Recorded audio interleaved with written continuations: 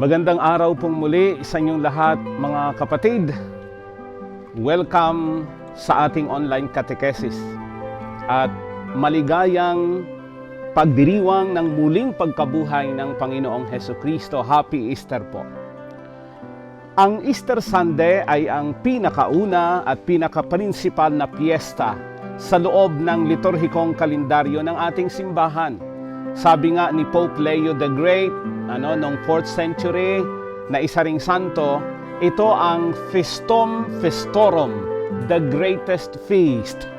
Ito ang araw ng paggunita ng muling pagkabuhay ng Panginoon sa mga patay. Kaya tinatawag itong linggo ng muling pagkabuhay ng Panginoon.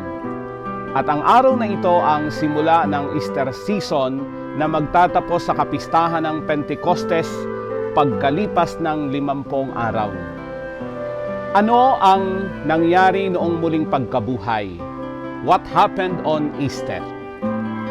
Pumunta ang mga babae sa libingan upang pahiran ng langis ang katawan ni Jesus. Nakakita sila ng anghel na nagsasabing wala na doon si Jesus. So bumalik sila sa mga apostol at sinabi ang kanilang nalaman tungkol kay Jesus. Ngunit sa una, hindi po sila pinaniwalaan. Kung kaya't si Pedro at si Juan nagmamadaling tumungo sa libingan, ngunit ito'y walang laman. Nakipagtagpo si Jesus kay Maria Magdalena, pati sa dalawang alagad na patungong Imaos, pati kay Pedro, pati sa mga apostol, maliban kay Tomas. Si Jesus nga ay muling nabuhay. Naitala po ito sa ating Synoptic Gospels at sa Ebanghelyo na sinulat ni San Juan. So ibig sabihin, ganito kahalaga ang pagdiriwang na ito. Maraming pagpapakita ang ginawa ni Jesus sa iba't ibang tao at sa iba't ibang pagkakataon. Ang muling pagkabuhay ba ni Jesus ay totoo? Naitala ba ito sa kasaysayan o gawa-gawa lang? Suriin po muna natin ang sinasabi ng Biblia tungkol dito. Una, pinabulaanan ng mga punong pare ang balitang si Jesus ay muling nabuhay. Si San Mateo ay nagsulat ng ganito. Ibinalita raw ng mga bantay, yung guards doon sa libingan, sa mga punong pare ang lahat ng nangyari. Naitala po ito sa Ebanghelyo ni San Mateo chapter 28, 11 to 13. Nakipag-usap naman ang mga ito sa mga matatanda ng bayan, kaya kumuha sila ng sapat na halaga at ibinigay sa mga sundalo. At tinagubilinan silang, sabihin ninyong dumating ng gabi ang kanyang mga alagad at ninakaw ang katawan habang natutulog kayo. So, parang ipinalalabas ng mga punong pare na ang katawan ni Jesus ay ninakaw, hindi muling nabuhay.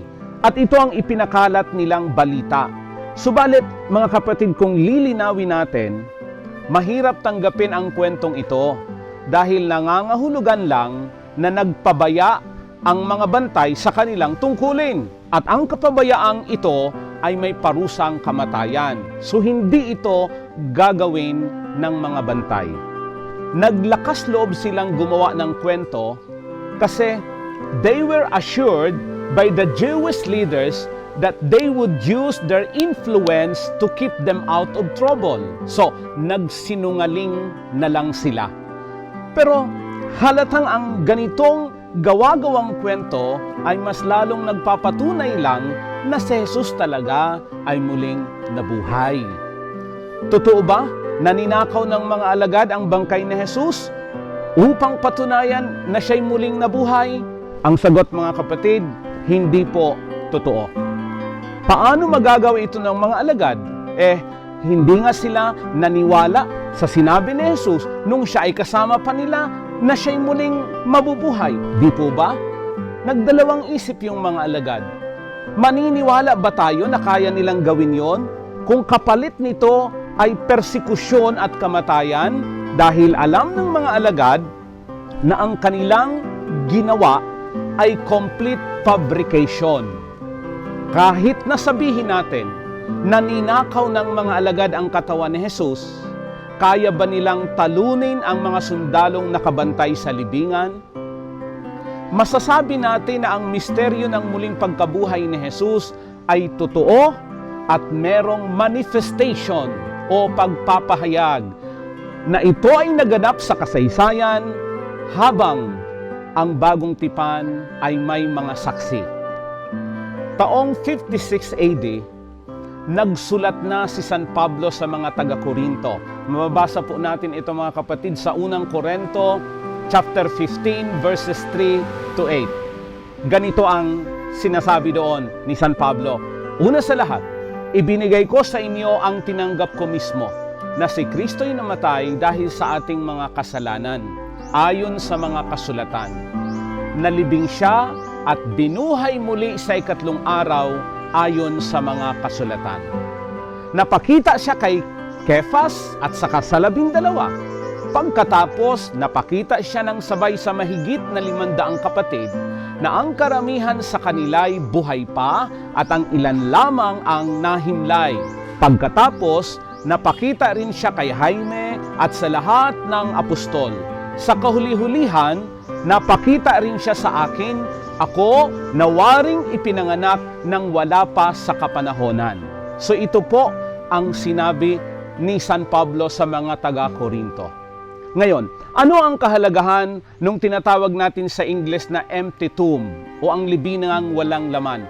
Sinasabi ng Katisismo ng Simbahang Katoliko number 640 na ang empty tomb ay tila litaw na litaw sa kwento ng muling pagkabuhay. Pero hindi po ito ang basihan, ano? Hindi po ito ang proof ng resurrection. Hindi po yan. Ang pagkawala ng katawan ni Jesus sa libingan ay maaaring ipaliwanag sa ibang pamamaraan. Gayunpaman, yung empty tomb ay nagsisilbing unang hakbang ng mga apostol upang mapatunayan ang katotohanan ng muling pagkabuhay. So, unang hakbang lang po yung empty tomb. Ito ang nakita natin sa karanasan ng mga babaeng nauna sa libingan at ni Pedro. At si Juan mismo, noong nakita niya ang puting lino, yung tela na naiwan doon sa may pinaglimingan ni Jesus, sabi sa Ebanghelyo, John saw and believed.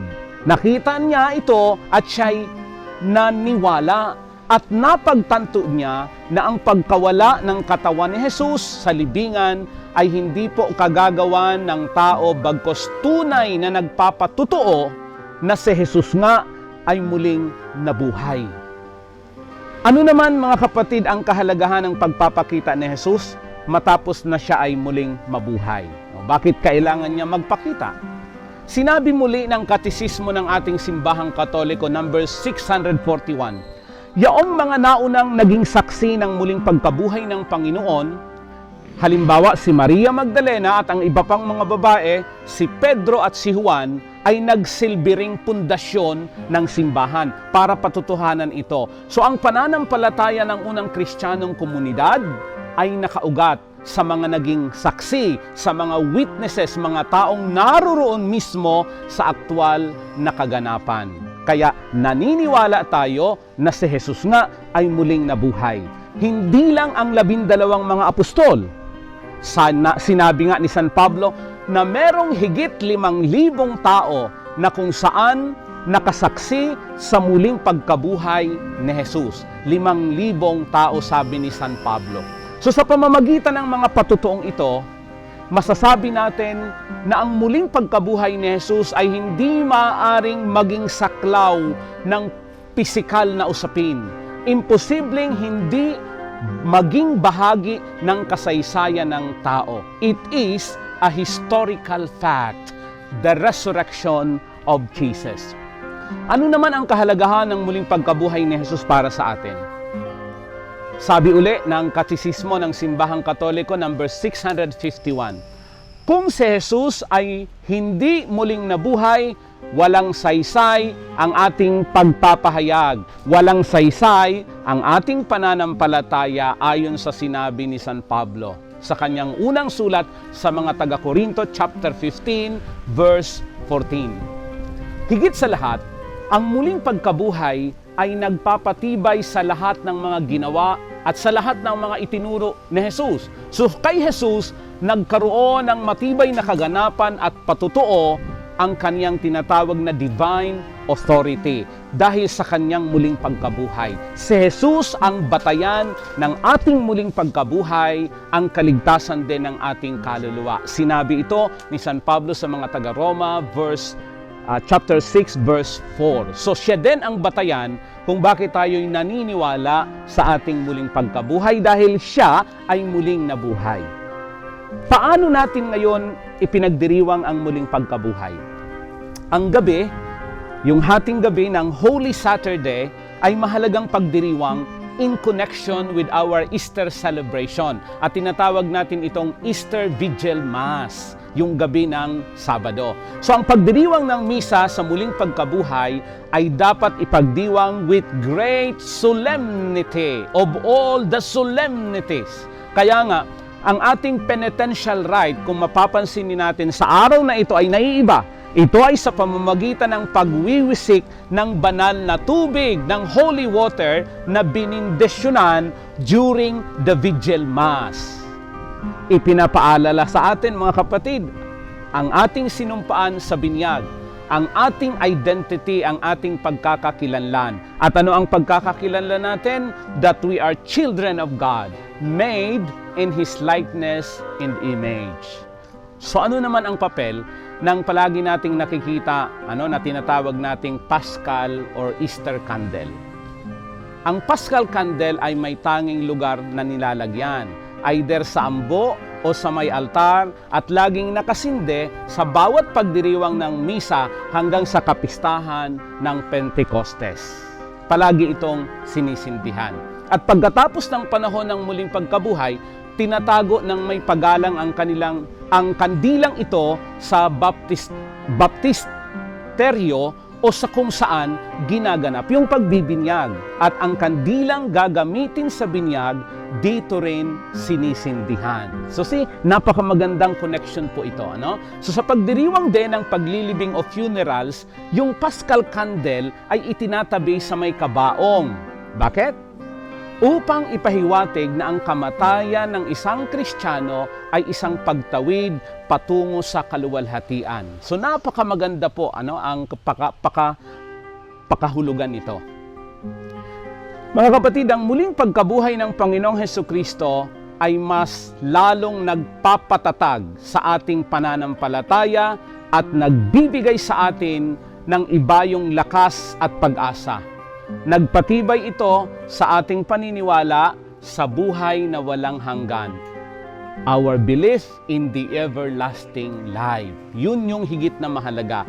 Ang mga unang saksi ng muling pagkabuhay ay hindi napigilang ipahayag ang katotohanan ito kahit pa sila ay mamatay. So, napansin natin ito na nagkaroon sila ng katatagan ng kanilang loob na handa nilang ibigay ang kanilang buhay kahit na sila ay mamatay dahil sigurado sila sa muling pagkabuhay ng Panginoong Hesukristo. Nagbigay ito ng lakas sa kanila. Kaya malinaw ang paanyaya sa atin mga kapatid ngayon na ipagpatuloy ang kanilang nasimulan. Ibahagi sa ating kapwa ang mabuting balitang ito. Ano ang mabuting balita? Na si Jesus ay muling nabuhay. Ang kamatayan ay kanyang lalupig. Ang liwanag at kabutihan ay nanaig. Si Jesus ay muling nabuhay at aleluya ang ating awit. Sa ating lahat, muli, Happy Easter! Maraming salamat pong muli mga kapatid sa inyong pakikinig at pagsubaybay hanggang sa mga susunod pang serye ng ating online catechesis dito lamang po sa Pangdiocese na Dambana ni Santa Marta at Parokya ni San Roque sa makasaysayang bayan ng Pateros. Ako pong muli ang inyong lingkod, Father Choy Gliponeo. God bless and be a blessing.